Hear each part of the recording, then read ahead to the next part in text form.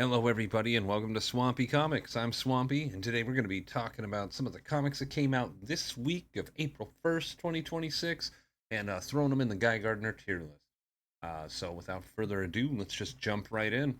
First up, we got Absolute Superman number 18, the start of a new story by writer Jason Aaron, with art by Rafa Sandoval returning to the title this issue. Colors by Ulysses Ariola and letters by Becca Carey. And my God, what an issue this was. Uh, just so much packed into here. On top of the big reveal of getting King Shazam introduced in the form of Teth Adam in the Absolute Universe. Um, Absolutely huge. Getting his backstory here was really cool, and I'm really excited to see where they take him. Not only that, but it seems like Kal-El is taken in Parasite as a little pet, which is oddly adorable. At the beginning of this issue, we get Absolute Phantom Stranger. We get further development regarding Ra's al Ghul. We're kind of checking in with Lois and Jimmy for a little bit.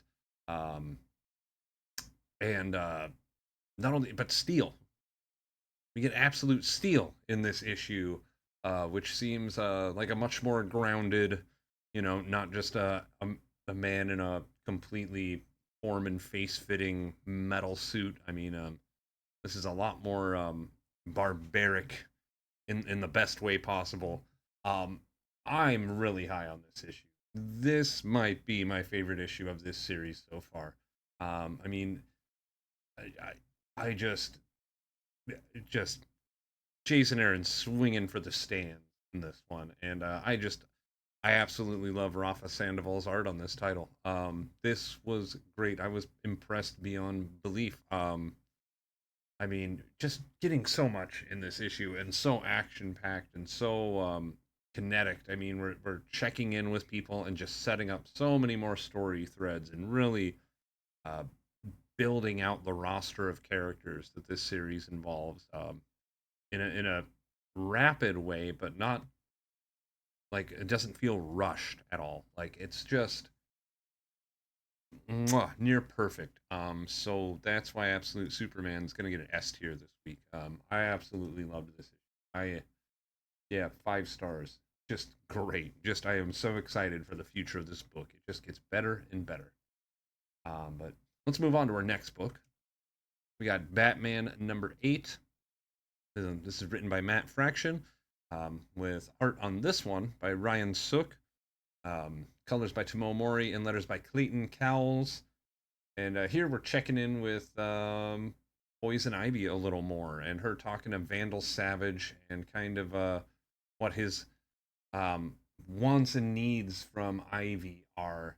And it's pretty cool. And not only that, but Batman is at a loss as to why Savage is doing this whole police commissioner thing in Gotham City and seeming a little inactive at the moment. But also, it's weird. Why is Vandal Savage just hanging out in Gotham City? So he goes to consult with Alan Scott, the first Green Lantern from the JSA, which was pretty cool. The only thing that took me out of it, maybe, is that it really felt like Bruce Wayne talking to Alan Scott, but it was Alan Scott just in his normal clothes, but Bruce dressed up in total Batman gear, and they're at a cafe, which was kind of like, I don't know, was it are we going with a little more of like the old TV show vibe here, where it's like, no, Batman's just going to be in his costume doing normal stuff when he's on the job, and it's we just need to roll with it. I don't know. I found it was pretty weird, and not only that, but during that conversation, um, it was maybe it's just part of this lighter Batman we've been getting in this Fraction run, but he definitely just seemed like he was talking like Bruce. Like it wasn't the broody Batman. It was almost like he was, a young superhero trying to get advice from the elder Alan Scott, and maybe that was the intention, but it just seemed out of character for me the way that Bruce was talking. Not that this was a bad issue by any means. I thought it was great. I am really enjoying Poison Ivy as the mayor of Gotham City, as we'll talk about later on in this list when we get to Poison Ivy number 43. But yeah, this just I think what it is, I think my weirdness towards this issue is that part of the mission statement of this series, and not that I hold the writers to be like, hey, you said it was going to be this and it's not this, but every issue up to this has felt like a little bit of a contained story. Even though there's pieces that are branching off into further storylines or whatever, everything's really felt like a contained story within each issue. This one didn't really so much. It definitely felt like setup for this next era of Batman we're going to be getting with Poison Ivy running the show, and I mean, being the mayor of Gotham and running the show in that regards. But yeah, and it's really cool if you are reading Poison Ivy, and we'll talk about it later. But you're kind of like, why is she the mayor? And in that book, this week you definitely get those motivations a little more fleshed out. So yeah, all in all, still like a good issue. Just maybe not as high on it as I have been previous issues. So I'm gonna throw it in B tier this week. Right. Next up, I mean, we did Absolute Superman. We've done Batman. Let's do Batman Superman World's Finest, number 50. And yes, I am using the Weird Al alternate cover because I just loved it so much. Landmark issue, number 50. This is written by, let's see, we have a couple of stories here, both written by Mark Waid.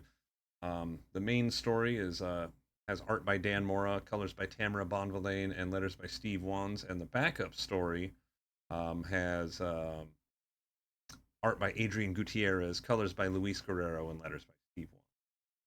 So yeah, just a landmark issue for Batman, Superman, World's Finest. One of the most, and I mean this as a great compliment, one of the most Silver Age comic books on the stands right now. And yeah, I just absolutely love this book. It's a love letter to these characters in these early years.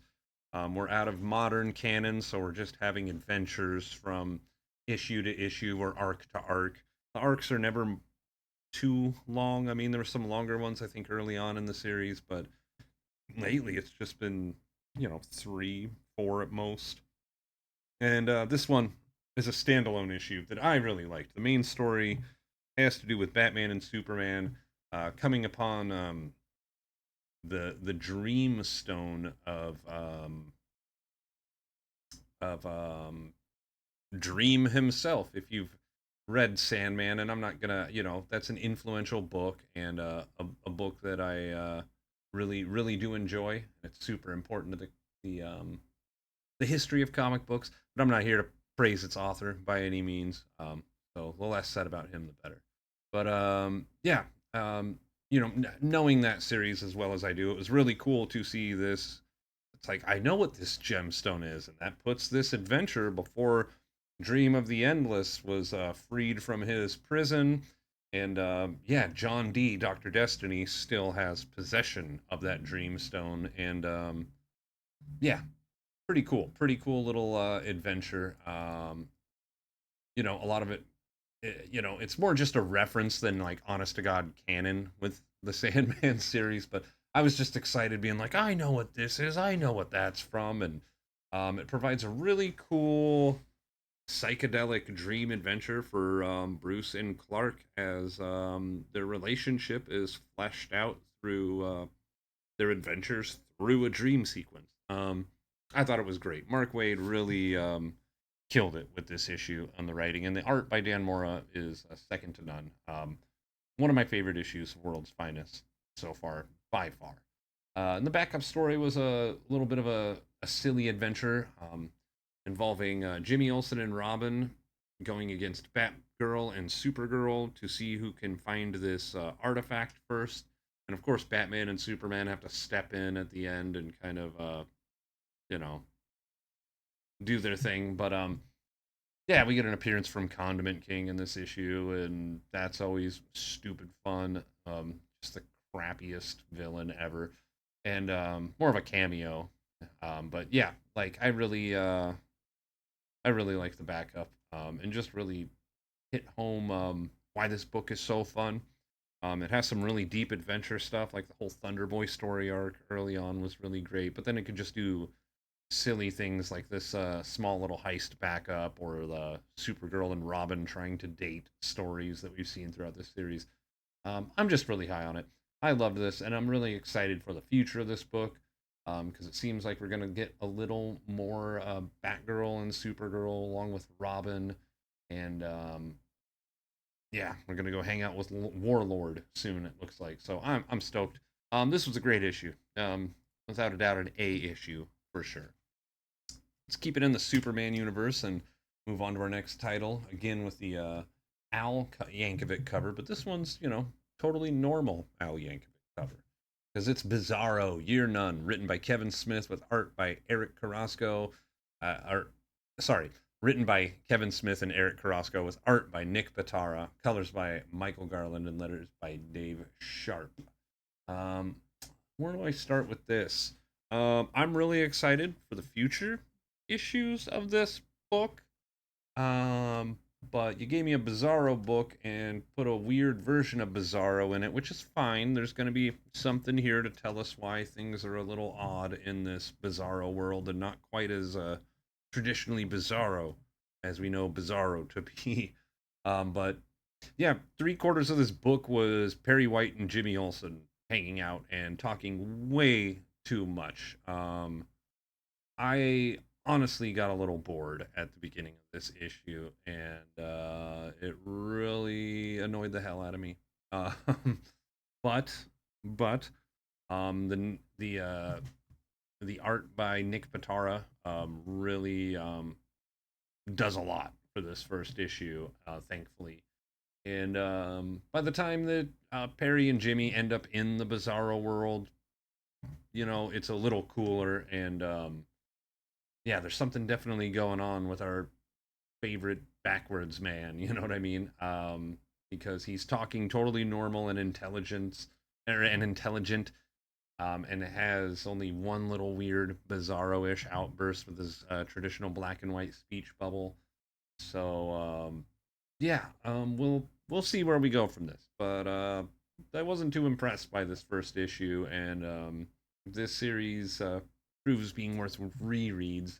I will probably just skim past all that beginning stuff and just get to the Bizarro stuff. So yeah, we're gonna put Bizarro Year None #1 in C tier. Just a pretty average book, slightly disappointing, but I am gonna keep with it. So it's not going lower than C. But anyway, let's move over to the Marvel side of things for just one book this week. Daredevil #1. This is written by Stephanie Phillips with art by Lee Garbett, colors by Frank Martin, and letters by Ariana Marr. Here we go. The start of a new era for Matt Murdock. And got to be honest, it's looking to be a promising one. I really liked this.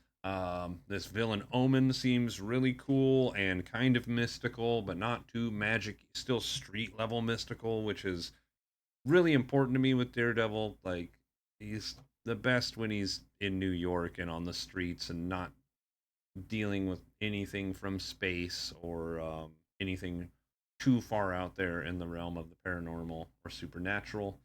Throwing him in as a instead of just having a law firm and being a lawyer, he's now a law teacher. I think is a cool change to his status quo. I like some of the people we're meeting, like his student Lauren and this other teacher who seems to probably be a future love interest. Sari Ellison. Seems pretty cool. I also like the story. We're going with a serial killer on the loose throughout Hell's Kitchen, and we got this cop forte that kind of reminds me of Jimmy McNulty from The Wire. Just a good cop that nobody likes because he does things his way. And yeah, there's just a lot to like here. I mean, the art is top notch. I really like what Lee Garbett did with this issue, and the action sequences, and his batons flying out, and just the talk, smacking dudes on the face. It just looks painful, as it should. All in all, I'm super hyped. Phillips is crafting a really fun story here. I'm on the hook. I don't feel like I missed anything on this number one. It feels like a real number one and not some book that you're reading from Marvel, because sometimes I've noticed their number ones um, can definitely feel like this feels like a a book in the middle of a run. You know, you're referencing all this stuff that happened before. You know, I don't. It's strange, but yeah, I didn't feel lost at all. I felt like we were just all starting new together here. Um, just great, great all around. I really liked this, and yeah, let's see here. Whoops, I have that in the wrong tier for sure because this is also an S tier book. I loved this. This is great. So excited for the future of Daredevil. So excited for the future of the Punisher. Um, yeah, New York street level Marvel is firing right now. So yeah, let's move on to some more street kind of ish level, or more of a street level adventure. With JSA Year One. This is JSA number 18. This is JSA Year One, Chapter 6, the final chapter in Year One. This is written by Jeff Lemire with art by Gavin Goudry, colors by Luis Guerrero, and letters by Steve Wands. Um, I'm just noticing this really cool Spectre cover that I should have gotten. Oh wow, that's really cool. That Things to Come cover is cool. I should have looked further and maybe picked that up. Anyway, yeah, JSA Year One has been a fun adventure. I'll just cut right to it though. This issue felt a little like rushed. Like, I don't know. I felt like the last few pages we could have just done without them and left that for next issue. The stuff involving the modern JSA and what their next steps in the series are going to be. I feel like that didn't leave enough room for this to finish as clean and concisely as it should. Um, I do understand some things, like the characters having to piece out for the infamous JSA roundtable, picture that they take at the end of this. Um, but it was more just, okay, we're here and stuff blows up and now we're all gonna save it, which was cool, but it just felt like I thought we were leading up to something a little bigger than just the bombs going off. And it was cool to see Ultra Humanite get you know turn into the gorilla form that they have now, currently. And yeah, all in all, I really like this. I just wish they would have left this last beat of the story, a little more room to breathe. But yeah, there's some really great stuff in here. Gavin Guidry's art is so great. I talk about it when I never. Yeah, he's one of those guys that I tend to really like Dan Mora or now I'm just drawing blanks on people that I really like. But anyway, yeah, excited to follow him to the Flash. And with the next status quo, let me get to that status quo change of JSA. When they get back to the modern era, Stargirl and Atom Smasher return, and it seems like the JSA is gonna maybe not just be kind of a in the shadow of the Justice League, even though they were there first, serving the same function. They're going to kind of turn into more of a school. Um, like, I can only compare it to X-Men, but yeah, I don't know if I'm on for that. I'm going to check in with this book. I'm going to read it through DC Infinite and see how I like it. But yeah, that wasn't why I started buying JSA. I don't, that's what that's what the Teen Titans books are for and stuff, right? To do the anyway. I don't want to be like a downer, but I'm probably just gonna drop JSA for a little bit. I'll keep up with it, and if I like the new stuff, I'll start buying it again. Um, but yeah, I wish this issue didn't feel so rushed. So I'm just gonna throw it in B tier because even though I sounded like I was complaining about it a little bit, this JSA Year One story is definitely something I would recommend, especially when it comes out in trade. I hope this is one that gets its own DC compact eventually because it's just the perfect, like, here you go. You don't know about the JSA. Here you go. Here's an adventure. Here's the little beats of every person that kind of is at the main core of it early on. And yeah, um, all in all, a very successful story arc. Don't get me wrong. Even if it ended a little rushed. But yeah, let's move on. Next book, Mad About DC, number one, written by the usual gang of idiots. Um, Chip Zdarsky pulled in the big editor duties on this one, from what I understand. And then we got tons and tons of writers and artists. There's just too many credits to go over. So I want to go through some of my favorite standout stories because when it comes to humor and Mad Magazine in particular, mileage will vary, and it's always been a hallmark of Mad Magazine, and any reader of this, silly rag can tell you that there's never a 100% hit rate, and that's okay. And there isn't in this book. And part of it is I feel like there's a certain generation of us that grew up with Mad Magazine, and you either read it or you didn't. And there's just some things that are off tone wise to Mad Magazine, and like people being nice and complimenting fans. You don't do that in Mad Magazine. This in the world of Mad Magazine, we're idiots for reading it, and the guys that created it are idiots for buying or for creating it and writing and drawing it. Like it's So anyway, I'm a Mad Magazine is up until lately definitely the technically comic book on the stands that I had bought more than anything else. I used to have like just all the time Mad Magazine when I was younger. I had hundreds of them, and yeah, boy oh boy, this was fun. I really liked some of the stories in here.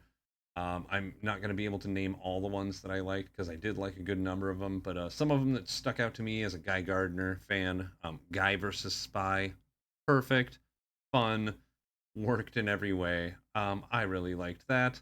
Let's see. Humanity is the Real Kryptonite by Jerry Duggan, a Superman story about Clark just thinking that the earth sucks and everybody sucks on it, so then he's gonna leave, is super just cynical and funny and absurd. There's a funny ad about guilting people for killing Jason Todd. Let's see. The Gail Simone story about teens making out and not taking it too far, that was definitely read like a golden age PSA with the absurdity cranked up to kangaroo, was absolutely just perfect. Along with the Scott Ackerman penned "What If," quote unquote, which I wish I had the book in front of me because it has a really funny gag about how they have to cross out "What If" because that's a Marvel thing. But basically, what if Bruce Wayne was a big old scaredy cat? Like, was just perfect in the just perfect Mad Magazine tone. Like, this was great. Oh, and how can we forget like Al Ewing's The Petty Vengeance of the Spectre? I thought was a lot of fun, and Scott Snyder doing an absolute Batman parody, which was perfect. Called The Punt, and it's about the kiddo that he kicks over the side of the boat in issue 6 of Absolute Batman, and him feeling bad about it, going back and finding him and turning him into the new Robin. Yeah, this was a lot of fun. I'm glad this exists. I'm glad it came out, and yeah, totally fun. Um, we're throwing that in. Whoops, that's right. I had that one. There we go. A tier. Mad About DC, definitely A tier. Then our next book we are going to do, or last but not least, is Poison Ivy number 43. It's written by G. Willow Wilson with art by Jamie Infante, colors by Arif Prianto, letters by Hassan Asmain Al How. And yeah, a lot going on here. Um, Ivy is investigating alongside a the head of the sewer department in the city is investigating what's going on with the sewer and the pollution that's being let into it. We're finding out her true motivations for becoming Gotham and what some of her goals are, and they are definitely personal goals of like redemption, but also you know writing things with the green, which I'm a total stand for. Um, There wasn't a whole lot action wise in this one. I mean, Catwoman's on the cover, but she's just more kind of almost she's being protective of Harley because Ivy is totally putting Harley to the side, doesn't want to be seen with her in public because she's afraid of her image, which is going great, by the way. The people of Gotham love Ivy as the mayor, and yeah, just a lot going on. I'm really excited to see where this goes. I'm really excited for the linking up with Batman later on in the year and the Seeds of Evil event I believe we're going to be getting. Um, Not only that, but we close with the Hill, one of the Parliament of Trees, coming to talk to her. And man, anytime you want to throw in Swamp Thing links, I mean, even though Poison Ivy is one big Swamp Thing link technically with her connection to the green and all that, but I mean, you bring it Parliament of Trees into something, oh, you're piquing my interest.